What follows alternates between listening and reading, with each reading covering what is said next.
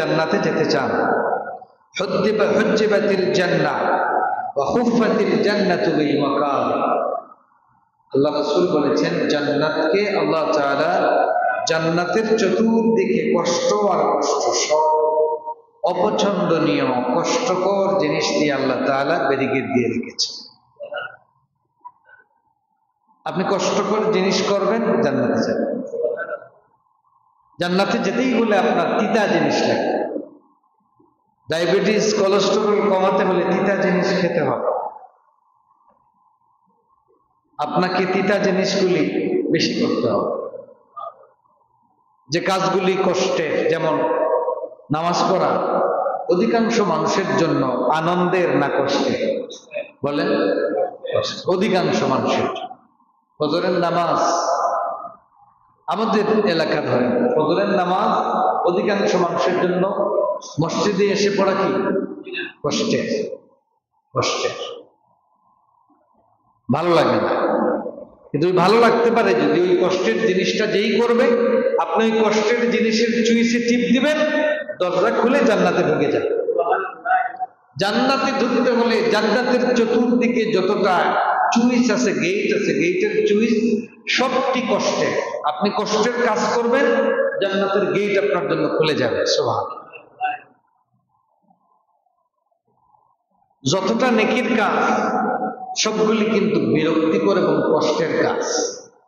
নামাজ পড়া, রোজা রাখা, তাসবিহ তাহলিল করা, জিকির আজকার করা, কোরআন তিলাওয়াত করা, কোরআন তিলাওয়াত শোনা কষ্টের। এগুলি যদি কষ্টের না হতো, বিরক্তিকর না হতো, তাহলে কি কম মানুষ করত? বেশি মানুষ করত। বেশি মানুষ নামাজে আসে না, তার মানে এটা তার জন্য বিরক্তিকর, কষ্টের। সব নামাজ যেমন তেমন, ফজরের নামাজ একেবারেই বিরক্তিকর।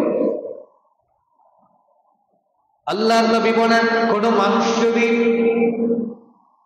কষ্টের সেই ফজরের আযান হওয়ার পরে কষ্টের সেই নামাজটা যদি কেউ পড়তে পারে, মুসাল্লিয়ানে কেরাম যদি আযান শোনার পরে ফজরের নামাজে কোনো বান্দা চলে আসতে পারে, সে আল্লাহর সামনে সেজদায় পড়ে যায়, নামাজ আদায় করে, ওই কষ্টের নামাজটা আদায় করার কারণে কিয়ামতের কঠিন ময়দানে আল্লাহ রাব্বুল আলামিন আপনার জন্য জান্নাতের দরজা খুলে দিবেন। আপনি ফজরের সময় কষ্ট করে উঠে ওযু করে নামাজ আদায় করবেন, আর এই কষ্টের কারণে আল্লাহ তাআলা আপনার জন্য জান্নাতের দরজা খুলে দিবেন। জান্নাত যদি পেতে চান, আপনাকে কষ্ট করাই লাগবে। আল্লাহর নবী বলেন, ইন্নাল মাশাল মাশাইনা ফিল দুলাম বিন-নূরিত তাম ইয়াউমাল কিয়ামা। নবীজি বলেন, বান্দারে ছোট, অন্ধকারের নামাজ, ফজরের নামাজ, এশার নামাজ, মাগরিবের নামাজ, অন্ধকারের নামাজ, অন্ধকারের ভিতরে কষ্ট করে, বাহিরে প্রচন্ড ঝড় বৃষ্টি হয়, তারপরে বান্দা ছাতাটা হাতে নিয়া সাহস করে বেরিয়ে যায়, মসজিদে চলে যায়, অন্ধকারের মধ্যে, বৃষ্টির মধ্যে, কাদার মধ্যে মসজিদে চলে যায়।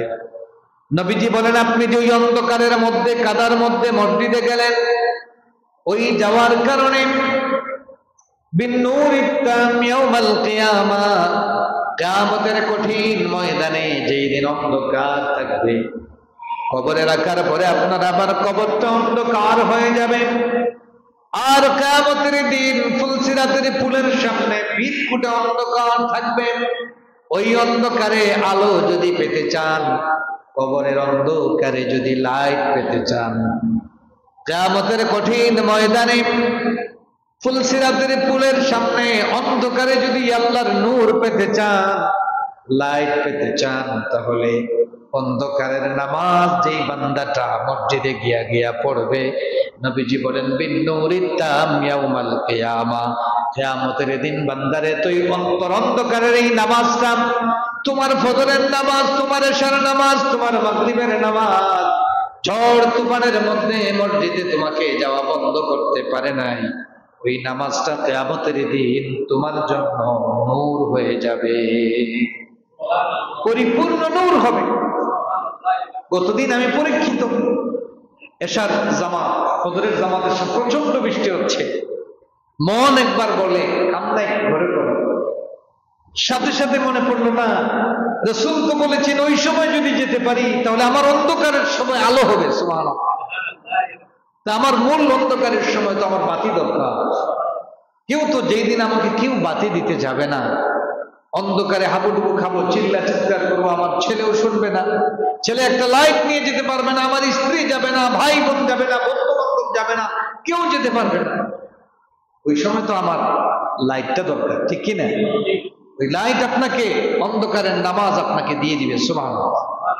আপনার বাড়ি একটু দূরে, আসতে পেক কাদা, আসেন মসজিদে।